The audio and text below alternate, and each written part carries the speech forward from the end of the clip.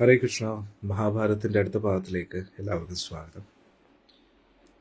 മഹാഭാരതത്തിൻ്റെ വളരെ രോമാഞ്ചകരമായിട്ടുള്ള കാര്യങ്ങളാണ് നമ്മൾ ചർച്ച ചെയ്തുകൊണ്ടിരിക്കുന്നത്. ഭഗവാൻ കൃഷ്ണൻ്റെ ഓരോ സന്ദർഭാനുസൃതമായിട്ടുള്ള ഭഗവാന്റെ സംസാരങ്ങളും പാണ്ഡവർക്ക് കൊടുക്കുന്ന പ്രചോദനവും ഇതൊക്കെ നമ്മൾ പഠിച്ചുകൊണ്ടിരിക്കുകയാണ്. രാവിലെ നമ്മൾ മഹാഭാരതത്തിൽ സഞ്ജയൻ തിരിച്ച് ഹസ്തിനപുരിയിൽ എത്തിയപ്പോൾ ഇവിടെ എന്തൊക്കെയാണ് സംഭവിക്കുന്നത്, ധൃതരാഷ്ട്രയുടെ പ്രതികരണം എന്തായിരുന്നു, ബാക്കിയുള്ള സഭയിലിരിക്കുന്ന ദുര്യോധനാദികൾ, ശകുനി, അവരെല്ലാം എന്തായിരുന്നു പറഞ്ഞത് എന്നാണ് നമ്മൾ പഠിച്ചത്. ഇനി ഹസ്തിനപുരിയിൽ നടന്ന ആ സംവാദം അത് ഭഗവാൻ അറിയുകയാണ്. ഭഗവാൻ അറിഞ്ഞതിന് ശേഷം ഭഗവാന്റെ മനോഭാവം എന്തായിരിക്കും, ഭഗവാനും പാണ്ഡവരും എന്ത് തീരുമാനമാണ് എടുത്തത് എന്നാണ് ഇനി നമ്മൾ മഹാഭാരതത്തിൽ പഠിക്കാൻ പോകുന്നത്. എല്ലാവരും ലൈവിൽ വരുന്നവരെ നമുക്ക് ഗുരുപ്രണാമ മന്ത്രങ്ങൾ പറയാം. ഓം നമോ ഭഗവതേ വാസുദേവായ, ഓം നമോ ഭഗവതേ വാസുദേവായ, ഓം നമോ ഭഗവതേ വാസുദേവായ. നാരായണം നമസ്കൃത്യം നരം ചൈവ നരോത്തമം ദേവീം സരസ്വതീം വ്യാസം തതോ ജയമുദീരയേത്. അഷ്ടപ്രായേഷു അഭദ്രേഷു നിത്യം ഭാഗവതഃ സേവയാ ഭഗവതി ഉത്തമശ്ലോകേ ഭക്തിർഭവതി നൈഷ്ഠികി. കൃഷ്ണായ വാസുദേവായ ദേവകീ നന്ദനായ ച നന്ദഗോപകുമാരായ ഗോവിന്ദായ നമോ നമഃ. ഓം അജ്ഞാനതിമിരന്ധസ്യ ജ്ഞാനാഞ്ജനശലാഘായ ചക്ഷുരുന്മിലിതം യേന തസ്മൈ ശ്രീഗുരുവേ നമഃ. श्रीचैतन्यमनोभीष्टं स्थापितं येन भूतले स्वयं रूपकदा मह्यं ददाति स्वपदान्तिकं.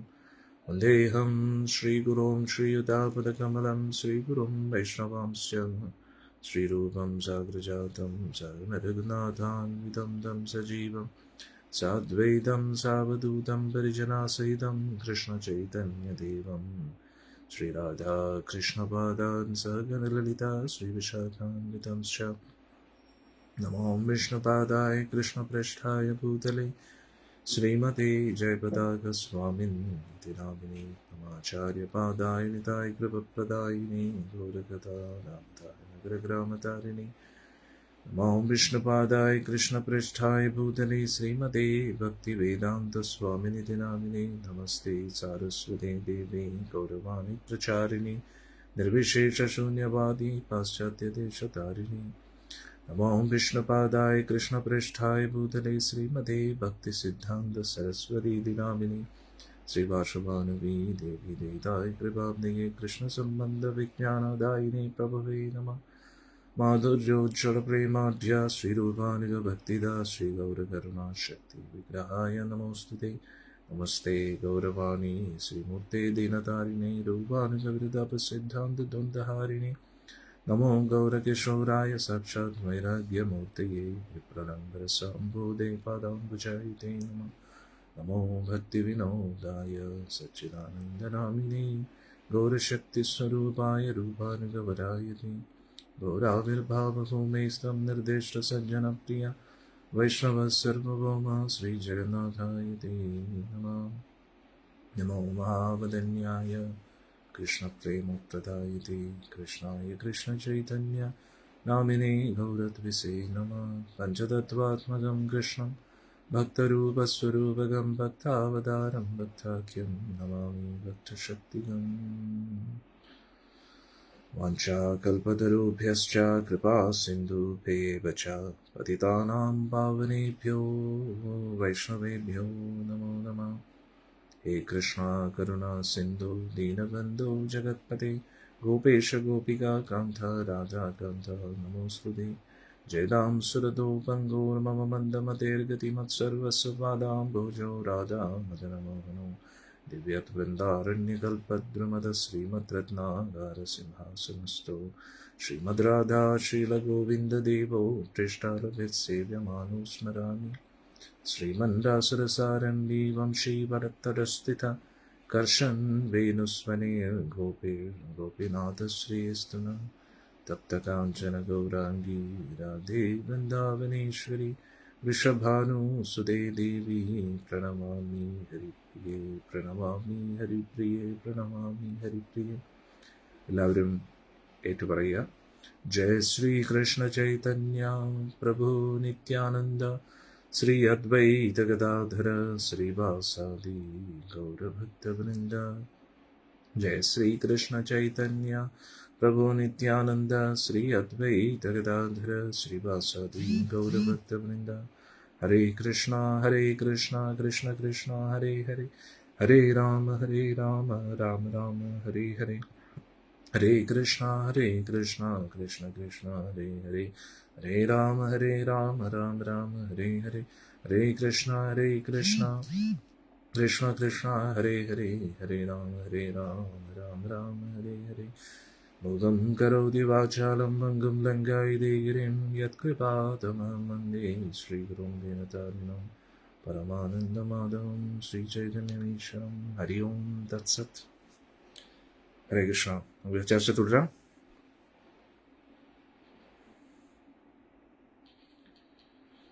ഇനിയാണ് മഹാഭാരതം നിർണായക ഘട്ടത്തിലേക്ക് തിരിയുന്നത്.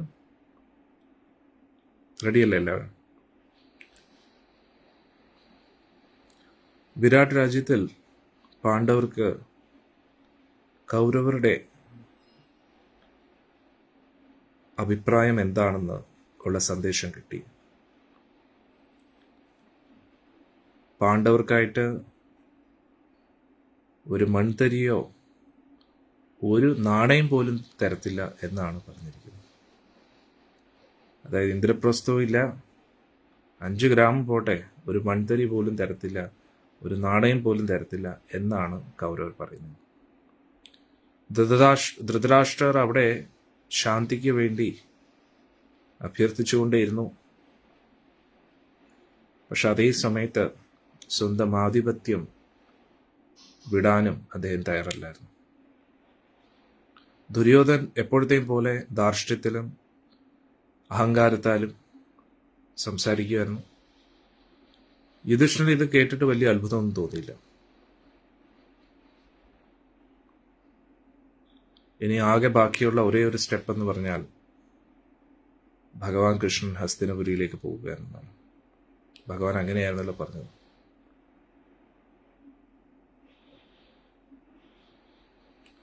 അപ്പോൾ യുധിഷ്ഠിരൻ ഭഗവാനോട് പറഞ്ഞു, ഭഗവാനെ, അങ്ങ്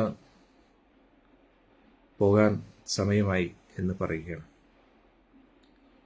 യുധിഷ്ഠിരൻ കൈകൂപ്പി ഭഗവാന്റെ അടുത്ത് പറഞ്ഞു, ത്രിലോകങ്ങളിലും അങ്ങ് അറിയപ്പെടുന്നത് ഭക്തവത്സലനായിട്ടാണ്. അങ്ങയുടെ കാരുണ്യം കൊണ്ട് മാത്രമാണ്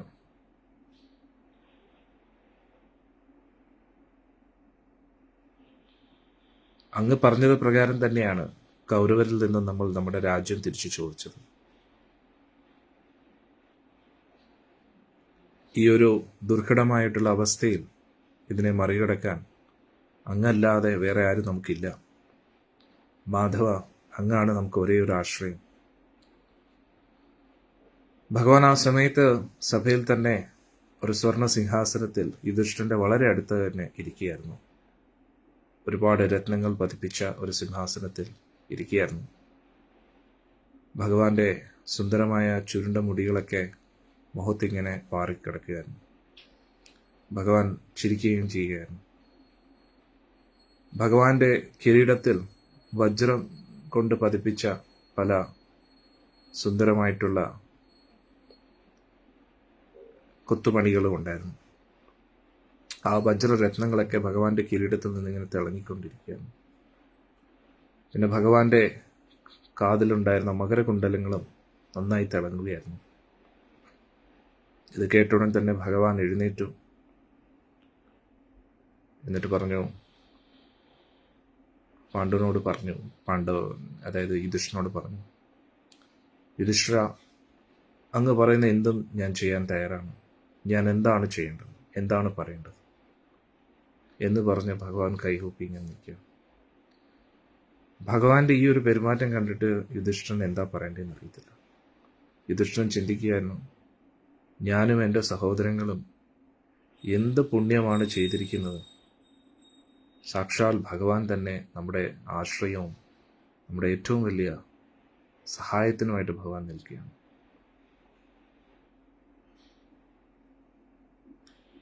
സർവോന്നതനായിട്ടുള്ള ത്രിലോകങ്ങളുടെയും നാഥൻ തന്നെ നമ്മുടെ ഒരു ദൂതനായിട്ട് പോകാൻ തയ്യാറായിട്ട് നിൽക്കുകയാണ്. 5 സഹോദരന്മാരും വീണ്ടും വീണ്ടും ഭഗവാന്റെ ആ സുന്ദര മുഖത്തെ ഇങ്ങനെ നോക്കിക്കൊണ്ടിരിക്കുകയായിരുന്നു. അവരുടെ എല്ലാം കണ്ണിൽ നിന്ന് കണ്ണീരിങ്ങനെ ഒഴുകി വരികയാണ്. എന്നിട്ട് ഇതെല്ലാം ഉള്ളിൽ ഒതുക്കി യുധിഷ്ഠിരൻ പറയുകയാണ്, ധൃതരാഷ്ട്രയുടെ മനസ്സെന്താണ് പറയുന്നത് എന്ന്, ധൃതരാഷ്ട്രന്റെ ഉള്ളിലിരിക്കുന്നത് എന്താണെന്ന് അങ്ങ് കേട്ടല്ലോ ഭഗവാനെ. അദ്ദേഹത്തിന് നമുക്കൊന്നും തരാൻ താല്പര്യമില്ല, പക്ഷെ അദ്ദേഹത്തിന് ശാന്തി വേണം തന്നെ. അദ്ദേഹം എപ്പോഴും പക്ഷാഭേദം കാണിക്കുന്ന വ്യക്തിയാണ്. എപ്പോഴും മക്കളുടെ പക്ഷത്ത് മാത്രമേ നിൽക്കൂ. അതുകൂടാതെ ഹൃദയം നിറച്ച് പാപപ്രവർത്തനങ്ങൾ മാത്രമാണ്. നമ്മൾ 12 വർഷം വനവാസത്തിൽ കഴിഞ്ഞു അദ്ദേഹത്തിൻ്റെ നിർദ്ദേശപ്രകാരം. അതുകൂടാതെ 1 വർഷം അജ്ഞാതവാസത്തിലും ഈ ഒരു രാജ്യത്തിൽ കഴിഞ്ഞു. ബ്രാഹ്മണർക്ക് എല്ലാവർക്കും അറിയാം നമ്മൾ സത്യസന്ധരായിട്ട് തന്നെയാണ്, ആത്മാർത്ഥമായിട്ട് തന്നെയാണ് ഈ വാക്കുകളെല്ലാം പാലിച്ചത്. പക്ഷേ ധൃതരാഷ്ട്ര തന്നെയാണ് അദ്ദേഹത്തിൻ്റെ വാക്ക് മാറ്റുന്നത്.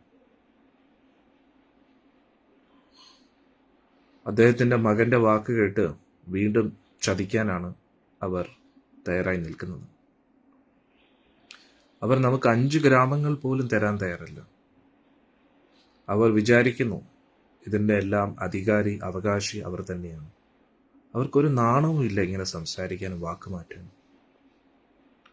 അവർ കാരണം നമ്മൾ ദാരിദ്ര്യത്തിലാണിപ്പോൾ കഴിയുന്നത്. നമ്മുടെ ക്ഷത്രിയ കർത്തവ്യങ്ങളൊന്നും നിറവേറ്റാൻ കഴിയുന്നില്ല.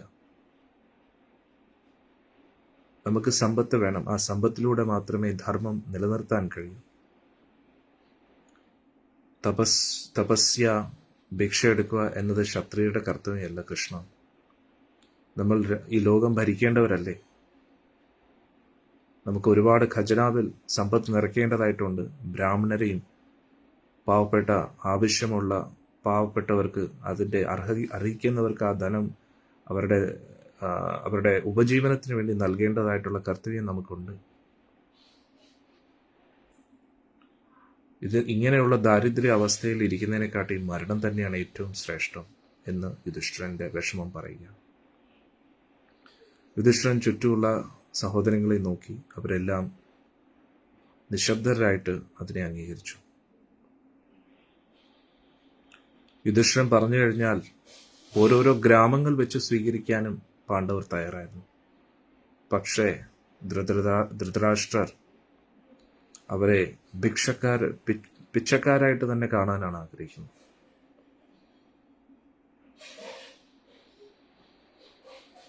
ഇത് വളരെ ക്രൂരമായിട്ടുള്ള ഒരു തീരുമാനമാണ് ധൃതരാഷ്ട്രരുടെ.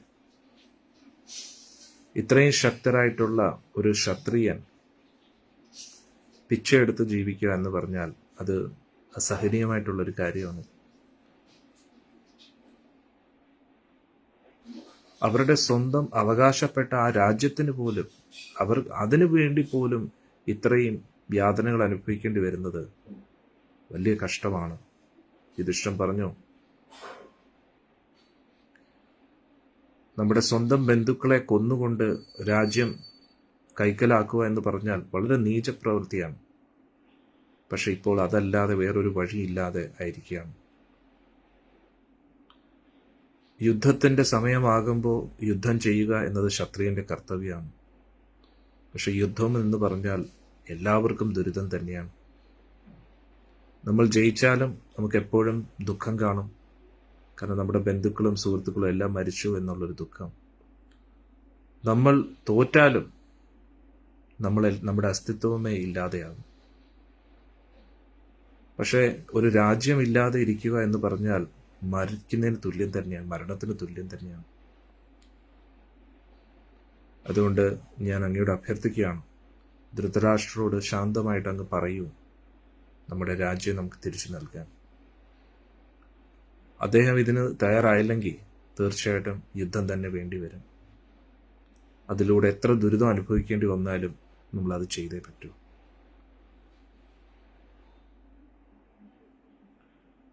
യുധിഷ്ഠിരന് ഒരിക്കലും മുതിർന്നവരുമായിട്ട് യുദ്ധം ചെയ്യുന്നത് ഒട്ടും ഇഷ്ടമല്ലായിരുന്നു. പൊതുവെ ശാസ്ത്രം അനുസരിച്ച് മുതിർന്നവരെ നമ്മൾ എപ്പോഴും ബഹുമാനിക്കേണ്ടതാണ്. പക്ഷെ എന്നാലും ആ സംശയത്തെ ഒന്നും കൂടെ വ്യക്തമാക്കാൻ വേണ്ടി അതിൻ്റെ ഉത്തരം തേടാനായിട്ട് യുധിഷ്ഠിരൻ ഭഗവാനോട് ചോദിക്കുക, കേശവ, അങ്ങയുടെ അഭിപ്രായം എന്താണ്? ഞാൻ ഏത് വഴിയാണ് തിരഞ്ഞെടുക്കേണ്ടത്? ധൃതരാഷ്ട്രമായിട്ട് യുദ്ധം ചെയ്യുന്നത് ശരിയാണോ? എനിക്ക് തോന്നുന്നില്ല ശാന്തിയുടെ മാർഗം അവർ സ്വീകരിക്കുമെന്ന്. കാരണം അദ്ദേഹത്തിൻ്റെ മക്കളോട് വളരെയധികം ആസക്തനായിട്ടിരിക്കുകയാണ്. നമ്മൾ എത്ര ശാന്തി പ്രസ്താവന വെച്ചാലും അവരെല്ലാം അതൊക്കെ തള്ളിക്കളയും ചിരിച്ചുകൊണ്ട്.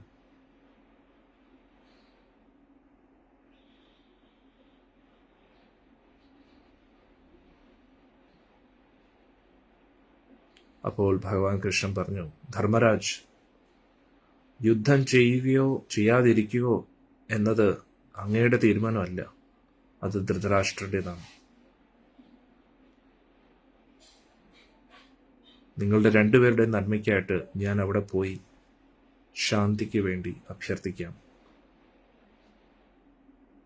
അഥവാ അതിലൂടെ ശാന്തി കരസ്ഥമാക്കാൻ കഴിയുകയാണെങ്കിൽ ഞാൻ അതിൻ്റെ സ്വന്തം വിജയമായിട്ട് തന്നെ കരുതുകയുള്ളൂ. അതിലൂടെ കൗരവരും പാണ്ഡവ സൈന്യവും മരണത്തിൽ നിന്ന് രക്ഷപ്പെടും.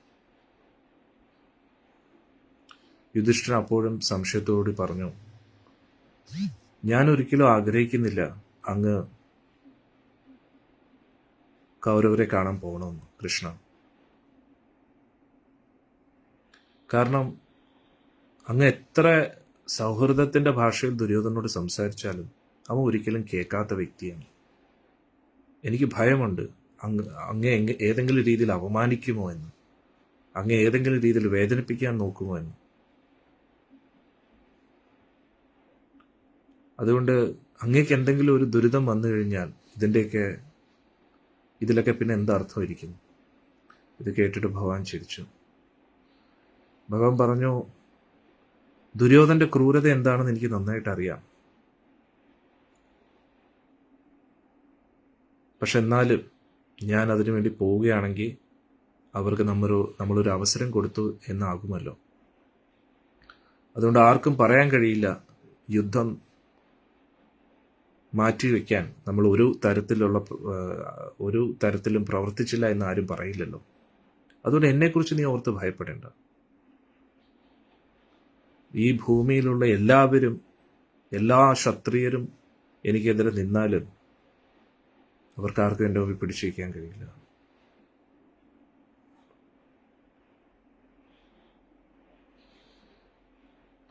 ഞാൻ അവരുടെ നന്മ ആഗ്രഹിച്ചുകൊണ്ട് അവർക്ക് വേണ്ടി സംസാരിക്കുമ്പോഴും അവരെന്നെ അപമാനിക്കുകയാണെങ്കിൽ തീർച്ചയായിട്ടും അവരുടെ നാശം സുനിശ്ചിതമാണ്. ഇത് കേട്ടപ്പോൾ യുധിഷ്ഠിരൻ പറഞ്ഞു, എങ്കിൽ അങ്ങയുടെ ഇഷ്ടം പോലെ ഭഗവാനെ, എങ്കിൽ അങ്ങ് ഹസ്തിനപുരിയിൽ പോകും. അങ്ങേക്ക് എല്ലാ നന്മയും വരട്ടെ. അങ്ങ് സുരക്ഷിതനായിട്ട് തിരിച്ചു വരുന്നവരെ എനിക്കൊരു സമാധാനമില്ല.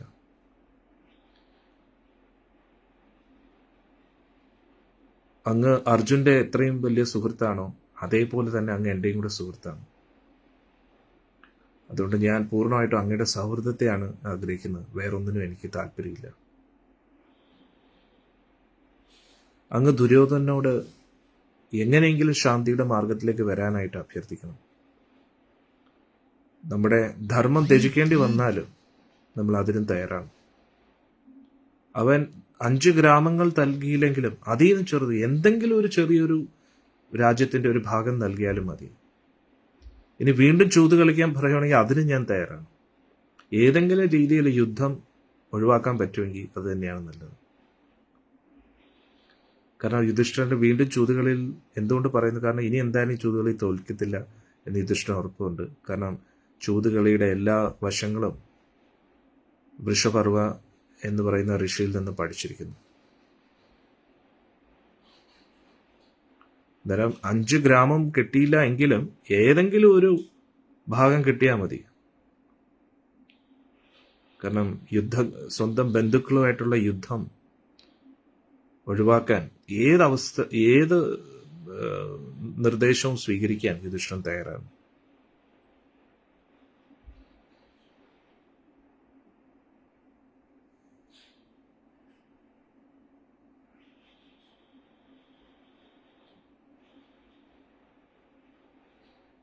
ഇനി യുധിഷ്ഠിരൻ ഇതും പറഞ്ഞു, ഇനി അവർക്ക് രാജ്യമൊന്നും തരാൻ താല്പര്യമില്ലെങ്കിൽ ഞാൻ നമ്മുടേതായിട്ടുള്ള ഏതെങ്കിലും നമ്മുടെ കൂട്ടായ്മയിലുള്ള ഏതെങ്കിലും രാജാവിൻ്റെ കൂട്ടത്തിൽ താമസിക്കാം.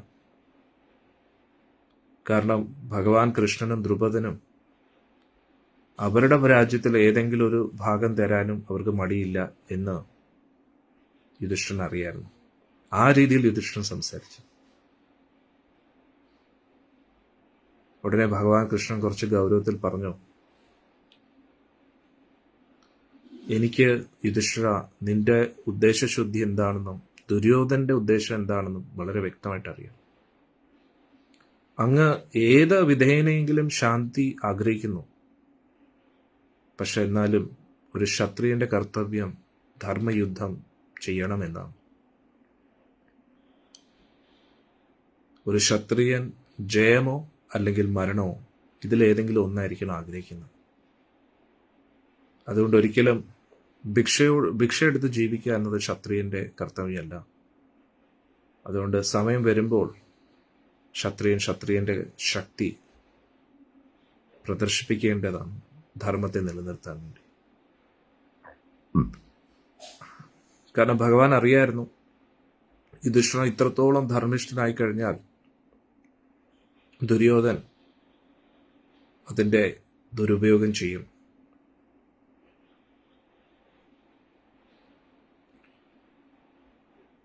അതുകൊണ്ട് കൗരവരെ അവരുടെ പാപപ്രവൃത്തികളിൽ നിന്നും മറ്റുള്ളവരെ രക്ഷപ്പെടുത്തണമെങ്കിൽ എന്തായാലും അവരെ തടഞ്ഞേ പറ്റൂ ശക്തിയിലൂടെ. അതുകൊണ്ട് ദുര്യോധനെ രക്ഷപ്പെടാൻ അനുവദിച്ചു കഴിഞ്ഞാൽ അത് ഈ ലോകത്തിൻ്റെ തന്നെ വലിയ നാശത്തിലേക്ക് കലാശിക്കും. അതുകൊണ്ട് ഈ ലോകത്ത് വലിയൊരു ധർമ്മിഷ്ഠനായിട്ടുള്ള ഒരു നേതൃത്വം വഹിക്കാൻ കഴിവുള്ള ഒരു വ്യക്തി ഇല്ലാതെ ആവുക എന്ന് ഭഗവാൻ മനസ്സിലാക്കുകയാണ്. എന്നാൽ ധർമ്മിഷ്ഠനായിട്ടുള്ള യുധിഷ്ഠിരനാണ് ഭരിക്കേണ്ടത്, അല്ലാതെ സ്വാർത്ഥതയിൽ ജീവിക്കുന്ന ദുര്യോധനല്ല. ഇതെല്ലാം ഓർത്ത് ഭഗവാൻ യുധിഷ്ഠിരനോട് വീണ്ടും വീണ്ടും കൗരവർ അവരോട് ചെയ്ത അപമാനത്തെക്കുറിച്ചൊക്കെ വീണ്ടും ഓർമ്മിപ്പിക്കുകയാണ്. എന്നിട്ട് പറഞ്ഞു, നിങ്ങളെ മരവൂരിയും ധരിപ്പിച്ച് വനവാസത്തിലേക്ക് പറഞ്ഞയച്ചപ്പോൾ ദുര്യോധനന് ഒരു കുറ്റബോധവും തോന്നിയില്ല. അവരെപ്പോഴും നീയും നിന്റെ സഹോദരങ്ങളോടും വളരെ ക്രൂരമായിട്ടും സംസാരിച്ചിട്ടേ ഉള്ളൂ. ചൂതുകളിൽ ചതിവിലൂടെ അവരെല്ലാം തട്ടിയെടുക്കുമ്പോൾ മുതിർന്ന കൗരവരെല്ലാവരും നോക്കി നിൽക്കുകയായിരുന്നു. അതുകൂടാതെ നീചനായ ദുശാസനൻ പാവം ദ്രൗപദിയെ മുടി പിടിച്ച് വലിച്ചഴച്ച് ആ സഭയിൽ കൊണ്ടുവന്നപ്പോഴും അവരാരും ഒന്നും മിണ്ടിയില്ല. ദ്രൗപദി ദേവിയുടെ ആ ദുരിതങ്ങളെക്കുറിച്ച് ആലോചിച്ചപ്പോൾ ഭഗവാന്റെ കണ്ണുകൾ വീണ്ടും ചുവന്നു. ആ സഭ മുഴുവൻ ഭഗവാന്റെ ശബ്ദം മുഴങ്ങി.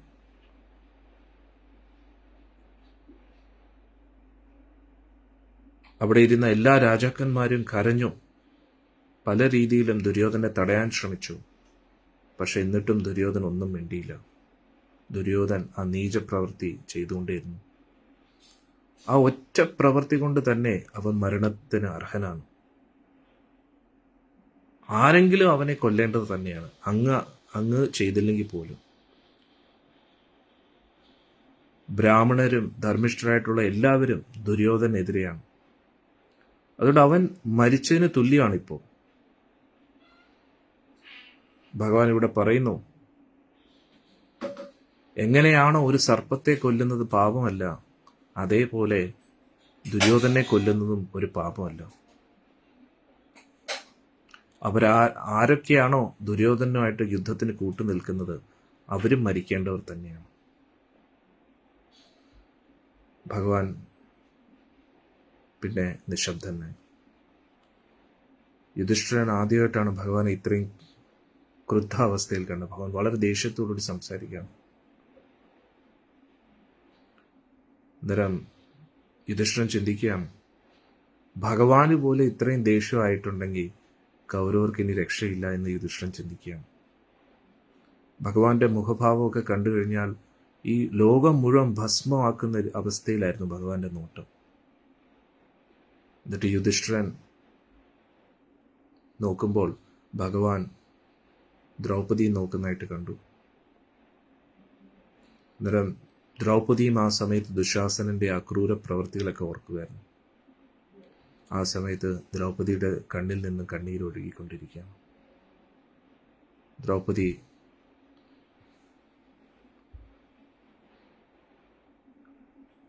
ഒരുപാട് ബുദ്ധിമുട്ടി സ്വബോധത്തിൽ ഇരിക്കാൻ ശ്രമിച്ചുകൊണ്ടിരിക്കുകയാണ്. അത്രത്തോളം ദ്രൗപദി വിഷമത്തിലായി. അപ്പോൾ ഭഗവാൻ പറഞ്ഞു, ഞാൻ ഹസ്തിനപുരിയിൽ പോയി എല്ലാ സംശയങ്ങളും തീർക്കുന്നതായിരിക്കും. എല്ലാവർക്കും മനസ്സിലാക്കാൻ കഴിയും, ഇത്രയൊക്കെ ദുരിതങ്ങൾ നിങ്ങൾ അനുഭവിച്ചിട്ടും നിങ്ങളുടെ നല്ല മനസ്സ്, ദുര്യോധന്റെ പാപം ചെയ്യാനുള്ള പ്രവണത, ഇതിൽ തമ്മിലുള്ള വ്യത്യാസത്തെക്കുറിച്ച് ഞാൻ അവർക്ക് പറഞ്ഞു കൊടുക്കും. ഞാൻ കൗരവർക്ക് അവർ ചെയ്ത ദുഷ്പ്രവൃത്തികളെ എല്ലാം ഓർമ്മിപ്പിക്കും. ആരും അങ്ങേ പാപിയെന്ന് വിളിക്കത്തില്ല. കാരണം എന്താ, ഇത്രയൊക്കെ ആയിട്ടും അങ്ങ് ശാന്തിക്ക് വേണ്ടി ശ്രമിക്കുകയല്ലേ. ഈ ലോകം എന്നും കൗരവരെയും ധൃതരാഷ്ട്രയും തന്നെയായിരിക്കും കുറ്റപ്പെടുത്തുന്നത്. അതുകൊണ്ട് അങ്ങയുടെ ഹിതം ഒരിക്കലും തടസ്സപ്പെടാത്ത രീതിയിൽ, അങ്ങയുടെ നന്മയ്ക്കൊരു വിഘ്നം വരാത്ത രീതിയിൽ ഞാൻ ശാന്തി പ്രസ്താവന അവിടെ വയ്ക്കും. അവർ പറയുന്ന മറുപടിയും കേട്ട് അവരുടെ ഉദ്ദേശവും മനസ്സിലാക്കി ഞാൻ തിരിച്ചു വരുന്നതായിരിക്കും. ഭഗവാൻ പിന്നെ ആ സഭയിലിരിക്കുന്ന എല്ലാവരെയും നോക്കി. എല്ലാവരും ഭഗവാനെ തന്നെ നോക്കിക്കൊണ്ടിരിക്കുകയായിരുന്നു. പിന്നെ ഭഗവാൻ വീണ്ടും യുധിഷ്ഠിരന്റെ അടുത്തേക്ക് പോയി. എന്നിട്ട് പറഞ്ഞു, യുദ്ധം എന്തായാലും നടന്നേ പറ്റൂ. ദുര്യോധൻ ഒരിക്കലും ഈ രാജ്യത്തിന്റെ ഒരംശം പോലും അങ്ങേക്ക് തരത്തില്ല. അതുകൊണ്ട് പാപത്താൽ മരിച്ചവരെ അങ്ങ് എന്തായാലും കൊല്ലേണ്ടി വരും. ഞാൻ അതിനുവേണ്ടി അങ്ങേ സഹായിക്കുകയും ചെയ്യുന്നു. ഹരേ കൃഷ്ണ. ഭഗവാൻ പറഞ്ഞ പിന്നെ അതിനപ്പുറം ഇല്ലല്ലോ, അല്ലേ? യുധിഷ്ഠിരൻ ഭഗവാൻ പറഞ്ഞത് സ്വീകരിച്ചു. ഭഗവാൻ എന്തെങ്കിലും ഒരു തീരുമാനം എടുത്താൽ അത് എല്ലാവരുടെയും നന്മയ്ക്ക് വേണ്ടിയാണെന്ന് യുധിഷ്ഠിരന് അറിയാൻ. അതുകൊണ്ട് ഭഗവാൻ യുദ്ധം വേണം എന്ന് പറഞ്ഞാൽ അത് വേണം തന്നെ. അതെന്തായാലും തഴയാൻ നമുക്ക് കഴിയില്ല. അത് കുരു വംശത്തിലെ ശ്രേഷ്ഠരായിട്ടുള്ള ഉയർന്ന മുതിർന്ന വ്യക്തികളെ വരെ കൊല്ലേണ്ടി വരുമെങ്കിലും അതെന്തായാലും ചെയ്തേ പറ്റൂ. ഭഗവാൻ പോകുന്നതിന് മുമ്പേ എല്ലാ പാണ്ഡവരിൽ നിന്നും കേൾക്കണമെന്നുണ്ടായിരുന്നു. ഭഗവാൻ ഭീമനെ നോക്കി. ഭഗവാന്റെ നോട്ടത്തിലെ ആ ഉദ്ദേശം മനസ്സിലാക്കി ഭീമൻ പറഞ്ഞു, ഭഗവാനെ, മധുസൂദന, യുദ്ധം ഒഴിവാക്കാൻ അങ്ങേക്ക് എന്തൊക്കെ ചെയ്യാൻ പറ്റുമോ അത് ചെയ്യൂ. സാധാരണ ഭീമൻ എപ്പോഴും ദേഷ്യം കൊണ്ട് വിറച്ചുകൊണ്ടിരിക്കുന്നതാണ്. പക്ഷെ അങ്ങ് ശ്രദ്ധിക്കണം, ദുര്യോധൻ വളരെ ക്രൂരനാണ്, ധാർഷ്ട്യ സ്വഭാവമുള്ളവനാണ്. ഒരിക്കലും നല്ല ഉപദേശം ഒരിക്കലും അവൻ കേൾക്കത്തില്ല. അവനോട് ക്രൂരമായിട്ടൊന്നും അങ്ങ് സംസാരിക്കേണ്ട, അല്ലെങ്കിൽ അവൻ എങ്ങനെ പ്രതികരിക്കുന്നതെന്ന് പറയാൻ കഴിയില്ല. ശാന്തി കിട്ടാൻ വളരെ ബുദ്ധിമുട്ടായിരിക്കും, പക്ഷെ അങ്ങ് പരമാവധി ശ്രമിക്കണം. പക്ഷെ എന്നാലും കുരുവംശത്തിന്റെ നാശം എനിക്ക് കാണാൻ കഴിയുന്നുണ്ട്. എങ്ങനെയാണോ അസുരന്മാരുടെ ഇടയിൽ കലി ജനിക്കുന്നത്, അതേപോലെ ദുര്യോധൻ ജനിച്ചിരിക്കുകയാണ് കുരുവംശത്തിൽ. സമാധാനത്തോടുകൂടി ഭഗവാനെ അവിടുന്ന് ദുര്യോധനെ പറഞ്ഞ് മനസ്സിലാക്കാൻ ശ്രമിക്കുക. എല്ലാവരുടെയും നന്മ വരട്ടെ. സ്വന്തം ബന്ധുക്കളെ കൊല്ലുന്ന ആ പാപത്തിൽ നിന്നും നമ്മളെല്ലാവരും രക്ഷപ്പെടട്ടെ. നമ്മളെല്ലാവരും സന്തോഷത്തോടു കൂടി സഹോദരങ്ങളായിട്ട് തന്നെ ജീവിക്കട്ടെ. ഇത് കേട്ടപ്പോൾ ഭഗവാന് വലിയ അത്ഭുതമായി. ഭഗവാൻ യുധിഷ്ഠിരനെ അർജുനെ നോക്കിയിട്ട് ചിരിക്കാൻ തുടങ്ങി. ഭീമസേന, നിനക്കെന്ത് പറ്റി? തീ പൊതുവെ നന്നായിട്ട് ചൂട് അനുഭവപ്പെടേണ്ടതല്ലേ തീയിൽ തൊടുമ്പോൾ? പിന്നെ നീ ഇപ്പൊ എന്താ ഇങ്ങനെ ആകെ നിന്റെ ഉള്ളിലെ ആ തീയെല്ലാം അണഞ്ഞു പോയോ? നീ യുദ്ധത്തെ മുൻകൂട്ടി കണ്ടുകൊണ്ട് ഭയപ്പെട്ടു പോയോ എന്നൊക്കെ ഭഗവാൻ ചോദിക്കാൻ.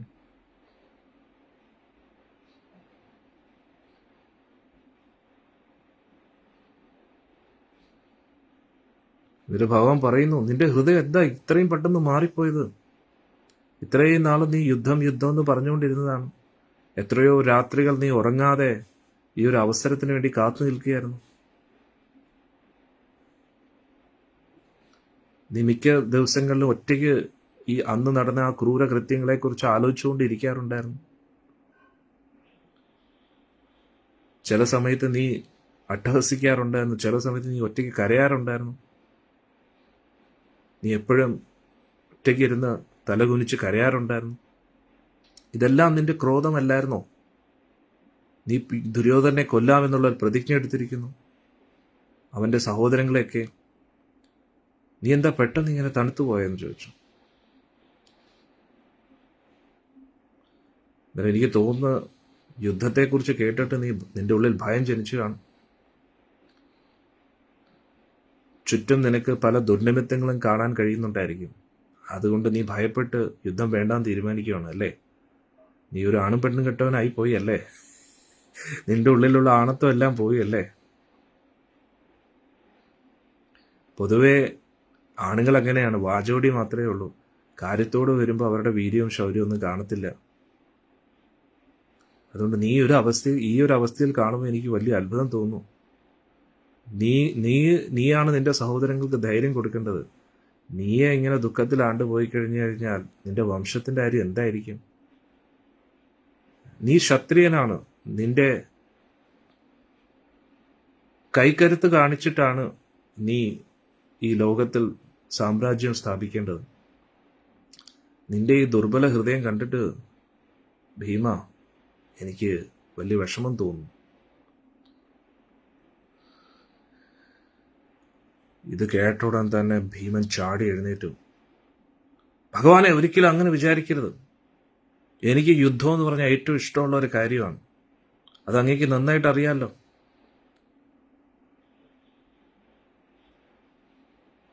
അങ്ങ് എൻ്റെ കൂട്ടത്തിൽ എത്രയോ കാലം ജീവിച്ചിട്ടുള്ളതാണ്.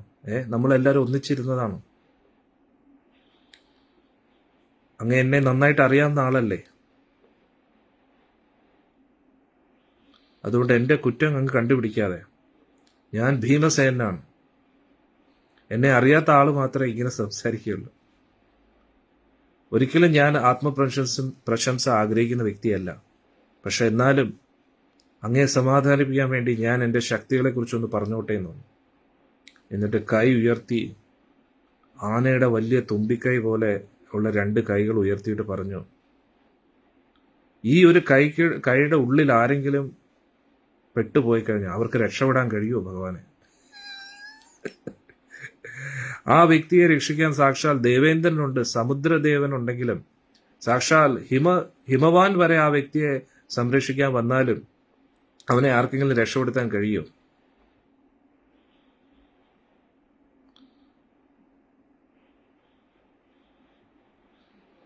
വലിയ വലിയ പർവ്വതങ്ങളെ പോലും എനിക്ക് ഈ 2 കൈകൾ കൊണ്ട് പൊക്കിയെടുക്കാൻ പറ്റും, അതിനകത്തുള്ള എല്ലാ ജീവജാലങ്ങളെയും കൂടെ പിടിച്ചുകൊണ്ട്.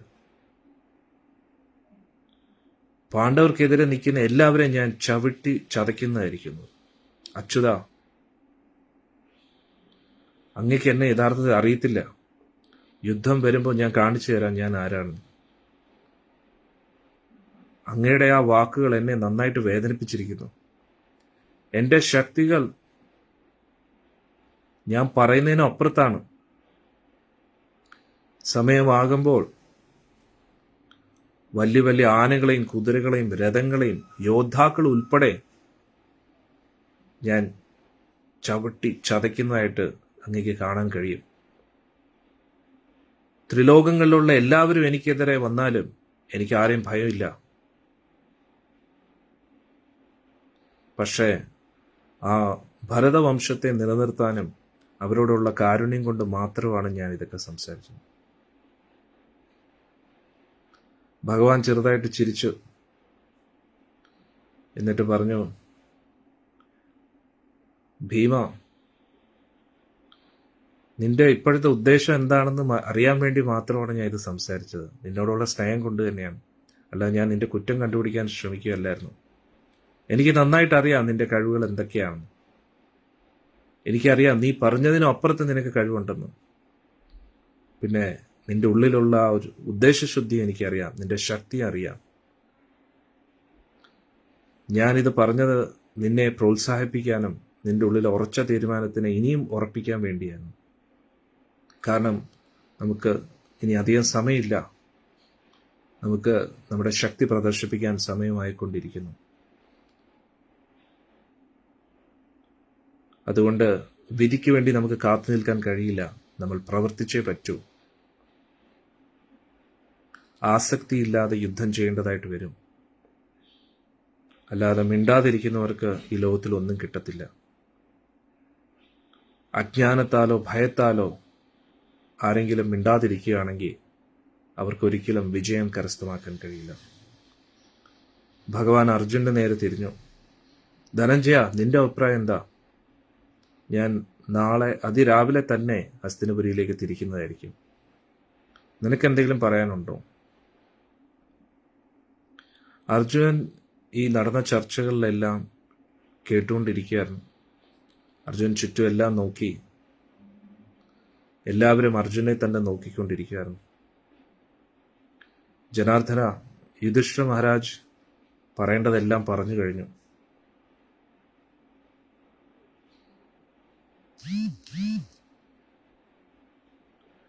പക്ഷേ പറഞ്ഞത് പ്രകാരം അങ്ങയുടെ കഴിവിന്റെ പരമാവധി ശ്രമിച്ചിട്ടും ധൃതരാഷ്ട്രർ കേൾക്കാൻ തയ്യാറല്ലെങ്കിൽ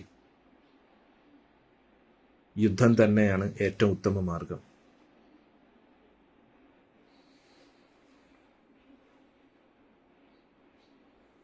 എന്നിട്ട് അർജുനോട് പറഞ്ഞു, എന്റെ അഭിപ്രായത്തിൽ കേശവ, ഒരു വ്യക്തിക്ക് അറിവുണ്ടെങ്കിൽ ആ വ്യക്തിക്ക് എന്താണ് നേടിയെടുക്കാൻ കഴിയാത്തത്? അങ്ങ് നമ്മുടെ ഏറ്റവും വലിയ ഹിതചിന്തകനാണ്, കൗരവരുടെയും. അതുകൊണ്ട് അങ്ങ് എന്ത് തീരുമാനിക്കുന്നോ അത് നമ്മൾ സ്വീകരിക്കും. അങ്ങ് ശാന്തിയാണ് ആഗ്രഹിക്കുന്നെങ്കിൽ ശാന്തി ലഭിക്കും. അങ്ങ് യുദ്ധമാണ് ആഗ്രഹിക്കുന്നെങ്കിൽ ഞാൻ യുദ്ധത്തിനും തയ്യാറാണ്. എന്നിട്ട് അർജുൻ കുറച്ചുനേരം മിണ്ടാതിരുന്നിട്ട് അർജുൻ അടുത്തുള്ള വാളിലേക്ക് കൈ പിടിക്കുകയാണ്. അർജുൻ ചിന്തിക്കുകയാണോ, അർജുൻ ഈ ലോകത്ത് വന്നത് തന്നെ യുദ്ധം ചെയ്യാൻ വേണ്ടിയാണ്. അർജുൻ നന്നായിട്ട് അറിയാം ശാന്തിക്കായിട്ട് ശാന്തിയുടെ ഒരു നിമിത്തങ്ങൾ പോലും കാണുന്നില്ല. സാക്ഷാൽ ഭഗവാൻ കൃഷ്ണൻ തന്നെ ഹസ്തിനപുരിയിൽ പോയാൽ പോലും.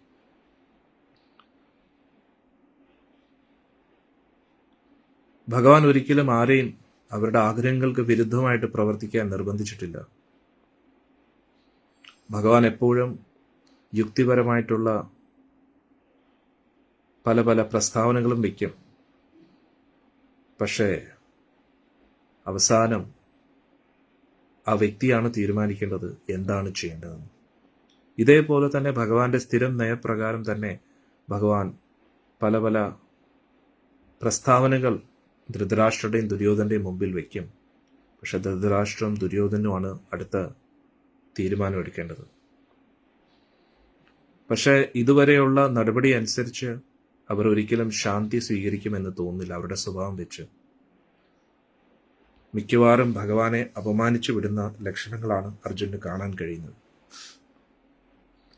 ഭഗവാനെ അപമാനിക്കും എന്നതിനെക്കുറിച്ച് അർജുൻ ചിന്തിച്ചപ്പോൾ അർജുൻ ഒരുപാട് ദേഷ്യം വന്നു. അത് ചിന്തിച്ച ഉടൻ തന്നെ അർജുൻ പറഞ്ഞു, ആ ക്രൂരനായ ദുര്യോധൻ മരിക്കേണ്ടവൻ തന്നെയാണ്. അവനും അവന്റെ സഹോദരന്മാരും നമ്മളിൽ നിന്നെല്ലാം ചതിവിലൂടെ തട്ടിയെടുത്തു. പാവം ദ്രൗപദിയെ അപമാനിച്ചു. അതുകൊണ്ട് നല്ല ഉപദേശങ്ങളൊന്നും അവന്റെ ഉള്ളിലേക്ക് കയറത്തില്ല. ഉഷ്ണഭൂമിയിൽ വിത്തിടുന്ന പോലെയായിരിക്കും. ഇനി അവൻ നശിക്കേണ്ടവനാണെന്ന് അങ്ങേക്ക് തോന്നുവാണെങ്കിൽ ഭഗവാനെ ഉടൻ തന്നെ അത് ചെയ്യുക.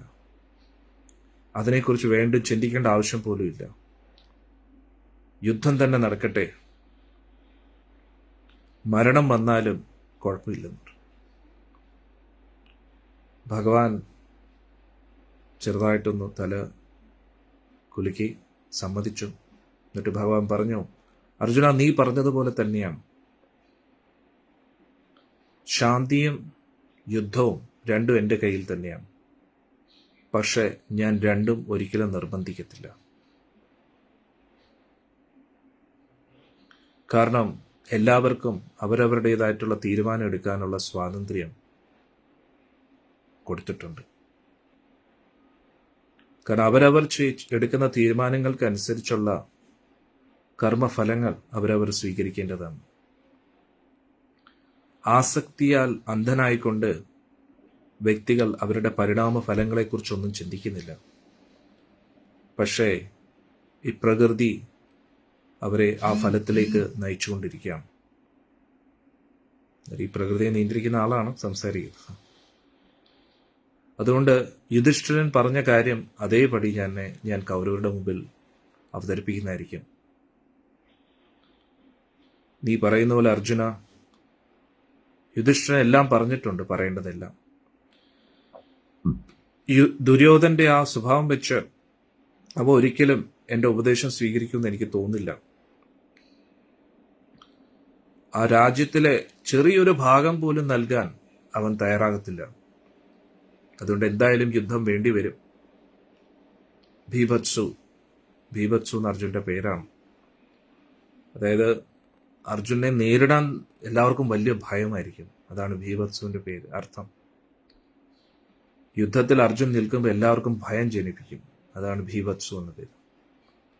അന്നേരം ഭീഭത്സു, നീ എന്തായാലും യുദ്ധം ചെയ്തേ പറ്റൂ.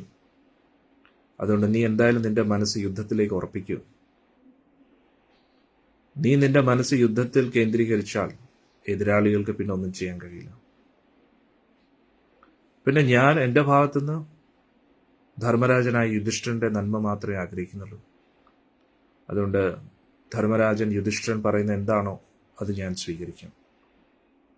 ഞാൻ തീർച്ചയായിട്ടും ദുര്യോധന്റെ നീച പ്രവൃത്തികളിൽ മുൻകരുതലോടു കൂടിയായിരിക്കും ഞാൻ പോകുന്നത്. എന്നിട്ട് ഭഗവാൻ ഇരട്ട സഹോദരന്മാരായ നകുല സഹോദരന്മാരെ നോക്കി. അവരും യുദ്ധത്തിന് തയ്യാറെന്നുള്ള രീതിയിൽ അവരും സംസാരിച്ചു. സാത്വികയും യുദ്ധത്തിന് തയ്യാറാണെന്ന് സംസാരിച്ചു. അവിടെ ആർക്കും യുദ്ധം നടക്കത്തില്ല എന്ന ഒരു സംശയം ആർക്കും ഇല്ലായിരുന്നു. യുദ്ധം നടക്കും എന്നതിൽ ആർക്കും അവിടെ ഒരു സംശയം ഉണ്ടായിരുന്നില്ല. ഭഗവാൻ എത്ര പറഞ്ഞാലും ദുര്യോധൻ തീർച്ചയായിട്ടും ഭഗവാനെ കളിയാക്കി ചിരിക്കും എന്ന് തന്നെയായിരുന്നു എല്ലാവർക്കും അറിയാവുന്നത്. ദ്രൗപദി ദേവിയും ആ സഭയിൽ ഉണ്ടായിരുന്നു. അന്നേരം ശാന്തിയെക്കുറിച്ചുള്ള ചർച്ചകൾ ദേവിക്ക് ഒരുപാട് വിഷമമുണ്ടാക്കി.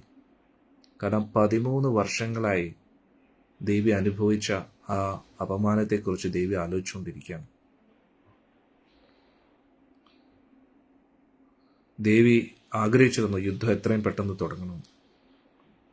പക്ഷെ ഭഗവാൻ ശാന്തിക്കായിട്ട് പോകുന്നത് ദേവിക്ക് വലിയ വിഷമമായി. അതിൽ ഭഗവാൻ വിജയിച്ചു കഴിഞ്ഞാൽ എന്താവും എന്ന് ദേവി ചിന്തിക്കുകയായിരുന്നു. ദേവി ചിന്തിക്കുന്നു, ഭീമൻ പോലും ശാന്തി സ്വീകരിക്കുകയായിരുന്നു. അവരുടെ സ്വന്തം നന്മ പോലും അവരാരും ചിന്തിക്കാതെ എന്ത് വില കൊടുത്തും ശാന്തി സ്വീകരിക്കാനായിട്ട് തയ്യാറായിട്ട് നിൽക്കുകയായിരുന്നു. പക്ഷെ അങ്ങനെയാണെങ്കിൽ ദേവിക്കെതിരെ നടന്ന അപമാനത്തിന് പ്രതികാരം എങ്ങനെ നടക്കും? ദേവിയുടെ ആ ആത്മാഭിമാനത്തെക്കുറിച്ച് എന്താണ് എന്നൊക്കെ ആലോചിച്ച് വിഷമത്തോടു കൂടി ദേവി ഭഗവാൻ കൃഷ്ണനോട് പറയാം, അച്യുത, അങ്ങ് എന്തിനാണ് ഹസ്തിനപുരിയിൽ പോകുന്നത്? അതിലൂടെ അങ്ങ് എന്ത് നേടിയെടുക്കാനാണ് പോകുന്നത്? ദുര്യോധന്റെ ഉദ്ദേശം എന്താണെന്ന് വളരെ വ്യക്തമാക്കിയിട്ടില്ലേ? യുധിഷ്ഠിരൻ ഒരിക്കലും രാജ്യം തിരിച്ചു കൊടുക്കത്തില്ല എന്ന് പറഞ്ഞില്ലേ? യുധിഷ്ഠിര മഹാരാജ് വെറും 5 ഗ്രാമങ്ങളാണ് ചോദിച്ചത്. പക്ഷെ എന്നിട്ടും ആ നീചൻ അത് സമ്മതിക്കുന്നില്ല. ശാന്തിയിലൂടെയോ ഏതൊക്കെ രീതിയിലൂടെയും നമ്മുടെ ഉദ്ദേശം നടക്കാൻ പോകുന്നില്ല. യുദ്ധത്തിലൂടെ മാത്രമേ നമുക്ക് നമ്മുടെ രാജ്യം വീണ്ടെടുക്കാൻ കഴിയൂ. അതുകൊണ്ട് അങ്ങ് അവിടെ പോകുന്നതിൽ പ്രത്യേകിച്ച് അർത്ഥമൊന്നുമില്ല. പക്ഷെ അങ്ങ് ആ പാപികളെ നശിപ്പിക്കാൻ വേണ്ടി പോവുകയാണെങ്കിൽ അങ്ങ് പൊയ്ക്കോളൂ. അവരോട് ദയവ് ചെയ്ത് ഇപ്രാവശ്യം കാരുണ്യമൊന്നും കാണിക്കരുത്.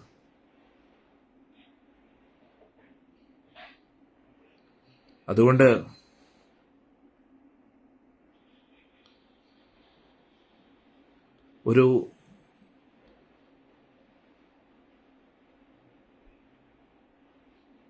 ഒരു സാധുവിനെ കൊല്ലുന്ന അതേ പാപം തന്നെയാണ് ഒരു കുറ്റകൃത്യം ചെയ്ത ഒരാളെ വെറുതെ വിടുമ്പോൾ ലഭിക്കുന്ന പാപം. അതുകൊണ്ട് ആ ഒരു പാപത്തിന് അങ്ങ് കൂട്ടു നിൽക്കരുത്. ആ സഭയിൽ നടന്ന ദുരിതങ്ങളെക്കുറിച്ചൊക്കെ ദ്രൗപദി ദേവി വീണ്ടും ഭഗവാൻ കൃഷ്ണനെ ഓർമ്മിപ്പിക്കുകയായിരുന്നു. ഇങ്ങനെ സംസാരത്തിന്റെ ഇടയിൽ ദ്രൗപദി ദേവിയുടെ തൊണ്ട ഇടറുകയാണ്. അർജുന്റെ ആയുധന കലകളിൽ എനിക്ക് നാണക്കേട് തോന്നുന്നു. ഭീമന്റെ ബലത്തിലും എനിക്ക് നാണക്കേട് തോന്നുന്നു. കാരണം ദുര്യോധനൻ ഇപ്പോഴും ജീവനോടെ ഇരിക്കുകയാണ്. എന്നെ സഹായിക്കാൻ അങ്ങ് മാത്രമേ ഉള്ളൂ. അങ്ങേക്ക് എന്നോട് എന്തെങ്കിലും ഒരു കാരുണ്യം തോന്നുന്നുണ്ടെങ്കിൽ അങ്ങയുടെ എല്ലാ ശക്തിയും ഉപയോഗിച്ച് ധൃതരാഷ്ട്ര പുത്രന്മാരെ കൊന്നുകൂടെ? ഇത്രയും പറഞ്ഞ് ദ്രൗപദി ദേവി എഴുന്നേൽക്കുകയാണ് ആ ഇരുന്ന കസേരയിൽ നിന്നും. എന്നിട്ട് ആ മുടിയും പിടിച്ചുകൊണ്ട് ഭഗവാനെ കാണിക്കുകയാണ്. കമൽനയൻ, ഇത് അതേ മുടിയാണ്. ദുശാസനൻ പിടിച്ച അതേ അശുദ്ധമായ മുടിയാണ്. ഭീമനും അർജുനും ശാന്തി വേണമെങ്കിൽ എൻ്റെ വൃദ്ധനായിട്ടുള്ള എൻ്റെ അച്ഛനും എൻ്റെ മക്കളും ധർമ്മത്തിന് വേണ്ടി പോരാടും. അതുകൂടാതെ എൻ്റെ പ്രിയപ്പെട്ട അഭിമന്യു അവരുടെ നേതൃത്വം വഹിച്ചുകൊണ്ട് എനിക്കെതിരെ നടന്ന അപമാനത്തിന് പ്രതികാരം ചോദിക്കും.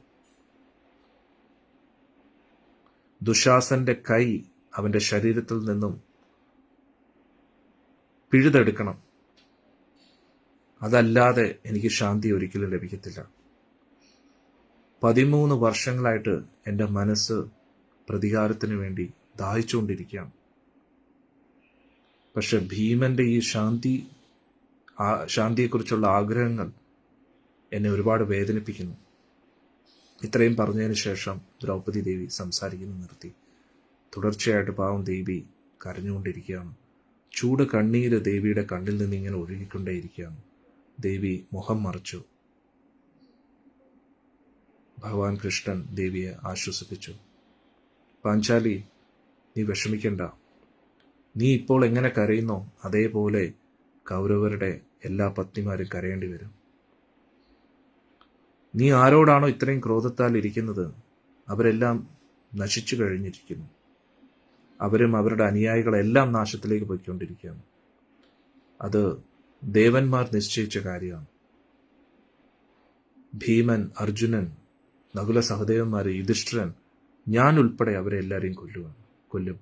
അതിലൊരു സംശയവും വേണ്ട. ഞാൻ പറയുന്ന കാര്യം ധൃതരാഷ്ട്രർ കേൾക്കാൻ തയ്യാറായില്ലെങ്കിൽ, ധൃതരാഷ്ട്രപുത്രന്മാർ കേൾക്കാൻ തയ്യാറായില്ലെങ്കിൽ അവരെല്ലാവരും ഈ ഭൂമിയിൽ ശവങ്ങളായിട്ട് കിടക്കുമായിരിക്കും. നായ്ക്കൾക്കും ചെന്നായ്ക്കൾക്കും ഭക്ഷണമായിട്ട് അവരുടെ ശവം ഈ ഭൂമിയിൽ കിടക്കും.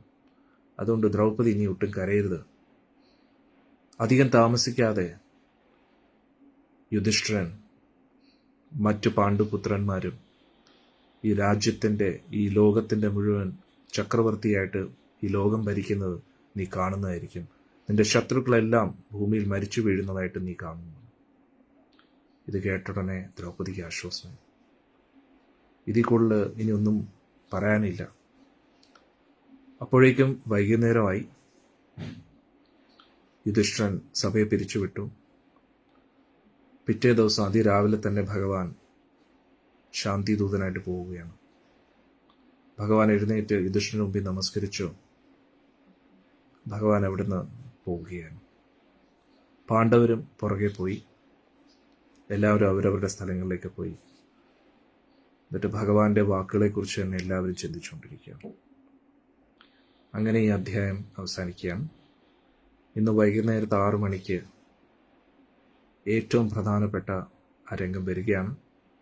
ഭഗവാൻ ശാന്തി പ്രസ്താവനയായിട്ട് ഹസ്തിനപുരിയിൽ എത്തുമ്പോൾ നടന്ന സംഭവം എന്താണെന്ന് നമുക്ക് നോക്കാം.